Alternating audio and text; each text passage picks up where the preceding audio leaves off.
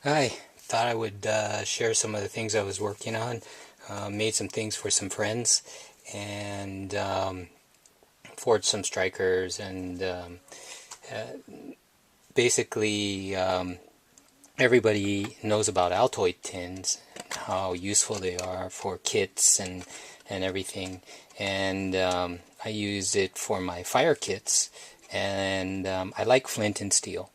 And I've always wished that there was the right size flint, because flint, it looks like this, and it doesn't fit right, and or it gets really thin. So I used my lapidary saw and basically cut them so that they would fit perfectly in the Altoid tin, and then the striker can fit right on top, and you have plenty of room for other stuff. Anyway, that was my thought anyway, on making things a little simpler for folks. And it doesn't have to be an Altoids tin. You can use these Eclipse mints. They're pretty good, as well as these Godiva. Have plenty of room in them. And as you can see, I make the strikers. I forge these out of 1095, quench them in Parks 50, and make sure they're soft so that they don't break on the handle. But they fit right inside, with plenty of room for a piece of flint to go inside. And you can see there's extra room in there. But the other thing was I had these small Altoid tins, and I like small because it doesn't take a lot of room. But I thought, well, wouldn't it be good if you could get a piece of flint as well as a striker in there as well? And then, whatever else you might want to put, a little bit of charcoal so you can get your fire going. And there's still plenty of room in there. So, made these up for some friends and thought I would share them. The flint that I use is Fort Payne Buffalo River Blue Black, which supposedly is kind of rare, as well as the caramel flint.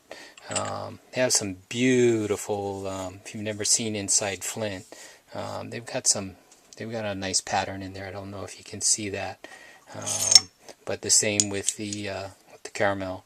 And you can't see it too well on the blue black. If I had wet this, it would be good. But looks like that on the inside, looks like that on the outside.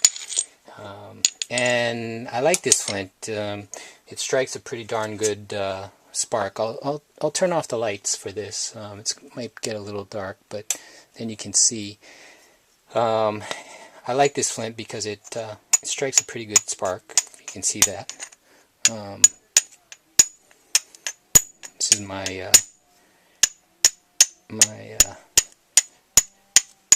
shop striker. But it strikes a pretty good flint. That's the good spark. That's the caramel. This is another version, but or another variety, a little lighter, but it puts out some nice sparks as well.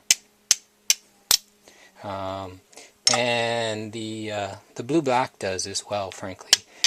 Actually, all of these are pretty good as far as putting out some sparks. And I really enjoyed making these. I test all of them and make sure that they're all sparking good. And worst thing is to get a striker that doesn't throw a good spark. And you want to make sure that it's properly heat treated so that you can get a good spark on it. But that's what I was working on, and a lot of people think that maybe it's pretty hard to start a fire with these. Another version with little longer pieces of flint, and they'll strike as well, as you can see. Hopefully you can see all that. But this, I like, sort of like that. Just kind of put that in there like that. Stick that in, and drop in your flint striker. Shut it down. But a lot of people think that it can be pretty tough. What you need is a piece of char cloth.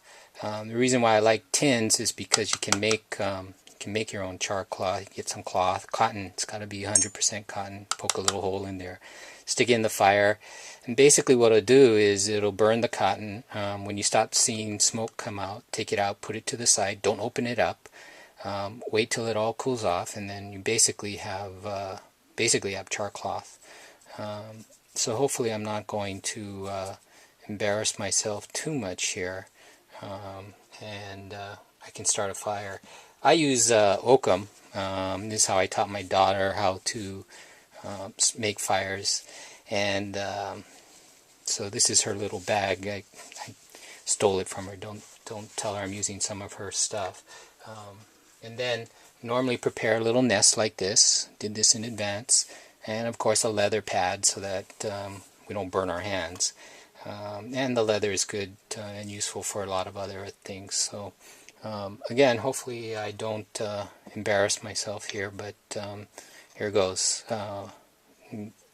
Basically, I do it this way with the char cloth on top.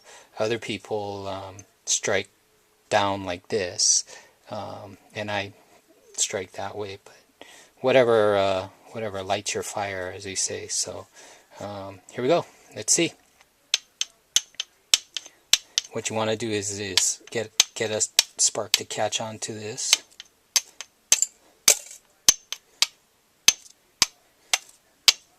There you go.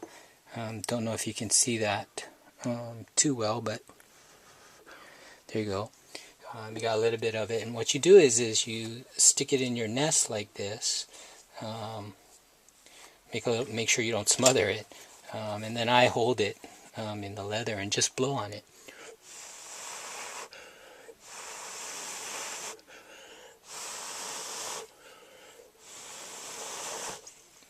And there you go. So hopefully you've enjoyed this little tutorial and little update. Everyone have a good weekend. Take care.